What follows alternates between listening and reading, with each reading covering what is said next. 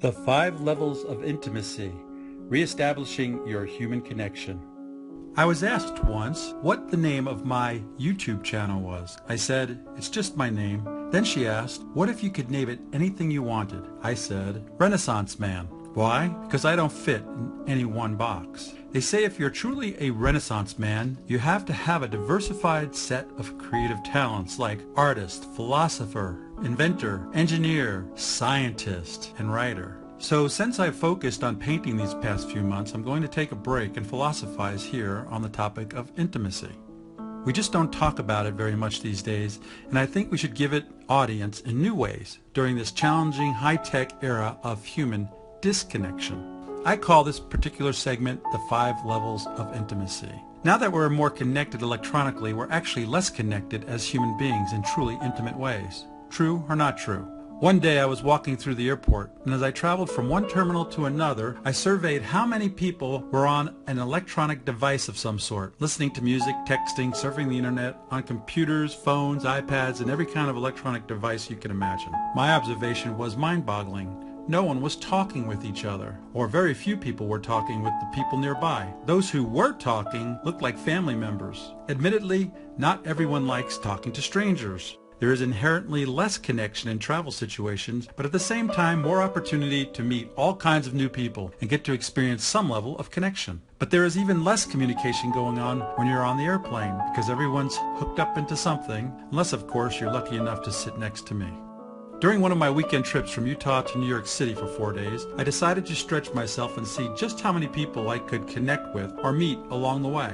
I set a goal for meeting 100 people, strangers, wherever my feet took me, not knowing beforehand what was possible. I am an extrovert by nature, but to do this right, I knew it would be a stretch, and it would have to be deliberate on my part. I'm also a private person. At least that's what the voices in my head were saying. But by the time I had checked my bags in with the airlines, I had already met 8 people, so I was off and running from the get-go. I was starting a new seminar that weekend in New York City, and there were 25 people in the class. In the next 4 days, I got to know them all very well. As I walked the streets of New York, they were preparing for MTV Awards at Madison Square Garden. I spoke to many of the guards on the street who were protecting equipment in the hot sunlight. As I rode the elevators up and down in the local Marriott, I met dozens of people. As I ate at restaurants, I queried the waitresses and attendants what their names were and asked to know a little bit about themselves. I engaged almost all that I came in contact with without being too obnoxious. My sister Kathy attended the course also, and on one of our elevator rides together after breakfast, I turned around with a banana in my hand and told this lady to stick them up. My sister was horrified and held her breath anticipating the response, but the lady pulled out 2 bananas and said,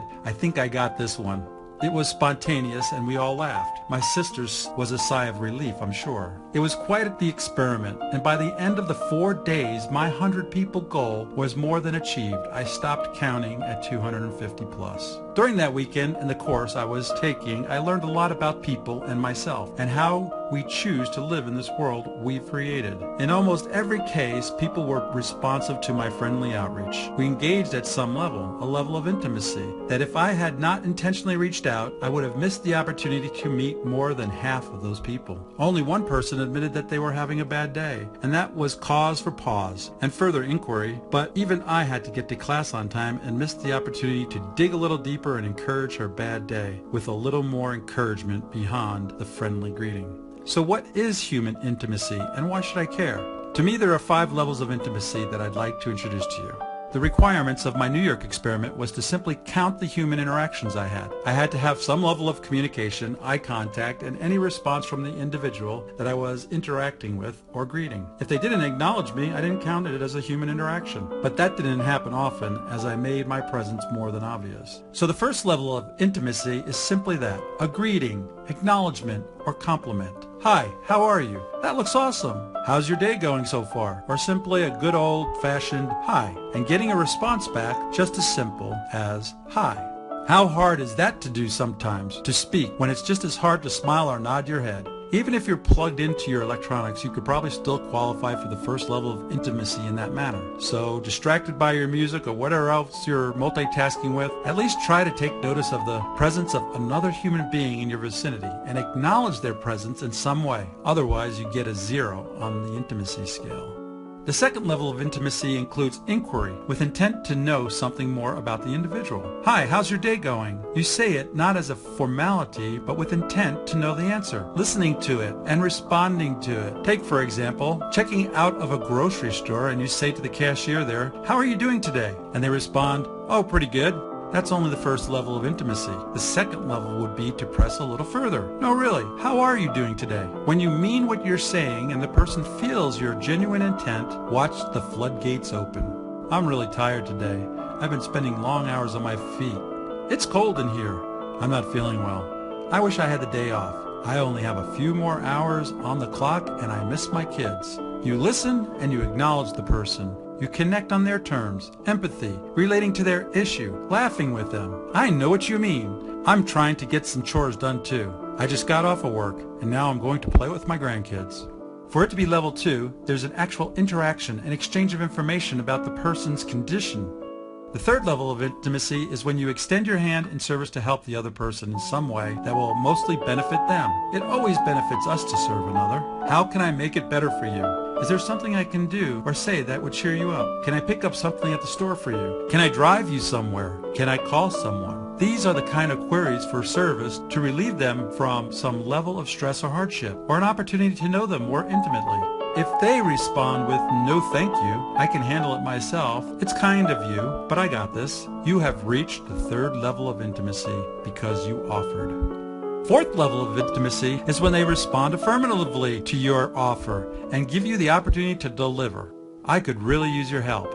"Yes, that would be nice," and you act on it. In the third level, you asked, but now you have an opportunity to act. And if you act in the service of your fellow man, in any manner of service, you have reached the fourth level of intimacy, because now you have entered a world of trust.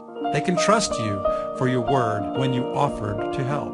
Up to this point, intimacy has only been a friendly encounter, a connection between two human beings. But when you reach out to help and follow through on your commitments, you're well into the fourth level. The fourth level plants the seeds of trust and friendship. Through our service, whatever that might be, we begin to build trust in a relationship that is much more than surface. Unfortunately, our consumption of electronic distraction doesn't even allow us to make it past the first level of intimacy.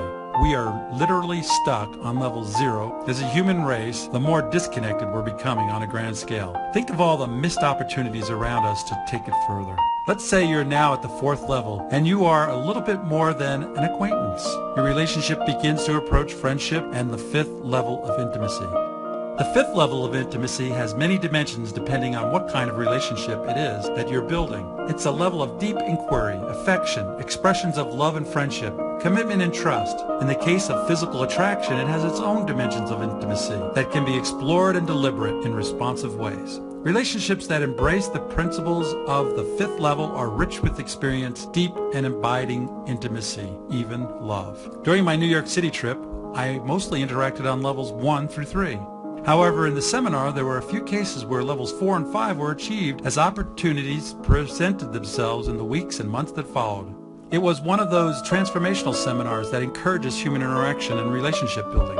I helped one student update her resume, and another I counseled. He was going through hard times, which I too had experienced. I taught a fellow student some new skills, and I painted a picture of a beautiful woman inside and out. The course encouraged deep inquiry, vulnerability, and exposing our hearts one to another in matters of intimate importance. One student commented, "People are always so nice here." I responded, "That's the way it should be, when people are genuinely intimate, vulnerable, full of love, present in the moment, and open to the possibilities of a new relationship at any level. This is what life should be about, and not the electronics that connect us to 2,000 people that will never actually touch or see beyond the cyber world so many people live in. Disconnected from real life, stunted in their human connection growth and real intimacy."